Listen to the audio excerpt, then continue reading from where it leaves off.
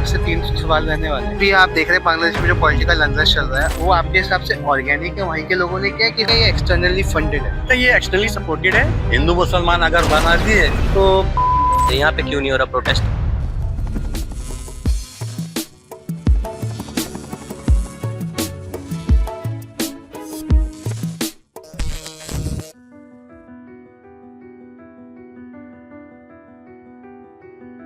नहीं, मुझे लगता है ये एक्सटर्नली सपोर्टेड है।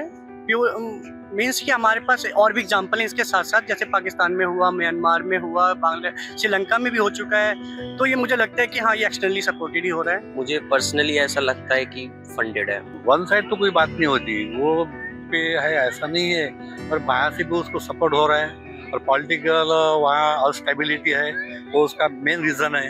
मान लेते हैं 1 मिनट के लिए कि हिंदू मुस्लिम ही होता है, तो यार इंसान को पता नहीं है क्या कि मैं कौन हूँ? है जिस बंदे को तुम मारने जा रहे हो उसको तुम ऐसे ही मार दोगे?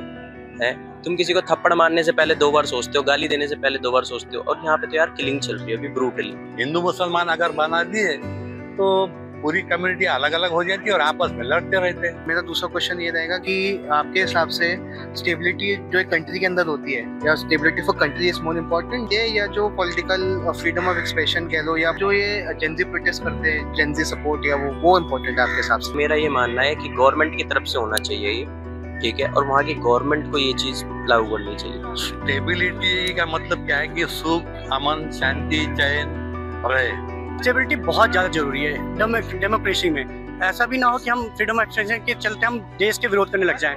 कुछ पार्टीज जो भी कहती है, लेकिन इतनी हमें भी समझ है और बाकियों को भी समझ है। यहाँ पे क्यों नहीं हो रहा प्रोटेस्ट? सबको पता है, क्योंकि सबको पता है कि इक्वल है।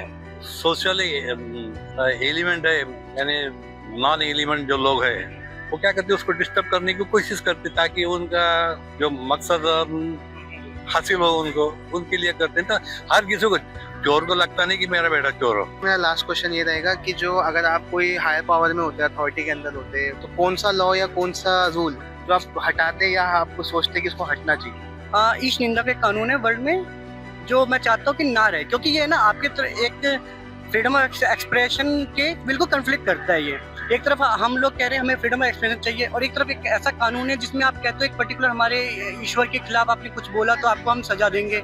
तो ये कन्फ्लिक्ट करता है दोनों आपस में। तो मैं चाहता हूँ ये बिल्कुल ही या तो फ्रीडम ऑफ एक्सप्रेशन खत्म कर दो, या फिर ये कानून हमें वर्ल्ड से हटा देना चाहिए। मेरे को ऐसा लगता है कि ये जो SC ST वाला एक्ट है, हाँ, ये हटाना नहीं चाहिए पूरी तरीके से। ऐसा हो जाना चाहिए कि लाइक डाटा है सबके, गवर्नमेंट के पास सबका डाटा है। लाइक अगर मैं हूँ, ठीक है, मैं एक छोटी कास्ट से आता हूँ, या SC ST जो आप कह लो, तो मेरा पर्सनल ये है कि अगर मेरी कोई अच्छी पोस्ट लग गई, मेरी सैलरी दिख रही है, मैं ITR फाइलिंग कर रहा हूँ, मैं GST दे रहा हूँ, एंड ऑल दे रहा हूँ, तो ऐसा होना चाहिए कि उस बंदे का कार्ड कैंसिल हो जाना चाहिए। देखो, हर कोई चीज लॉ के मुताबिक नहीं चलती।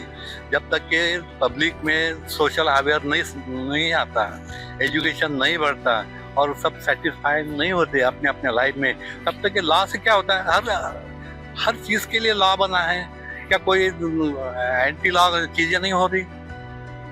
तो लॉ यानी सब कुछ नहीं होता। जब तक के इंसानियत के अंदर इंसानियत बढ़ाने के लिए जैसे कल्चरल है, एजुकेशनल है, सोशल अवेयरनेस नहीं आता, तब तक ये सब चीजें फालतू है। मगर एटलीस्ट गवर्नमेंट को जो करना है वो गवर्नमेंट करती है, और सोशल जो वेलफेयर करने वाले जो लोग होते हैं, समाज सुधार जो लोग होते हैं, वो तो अपना काम कर ही रहे हैं।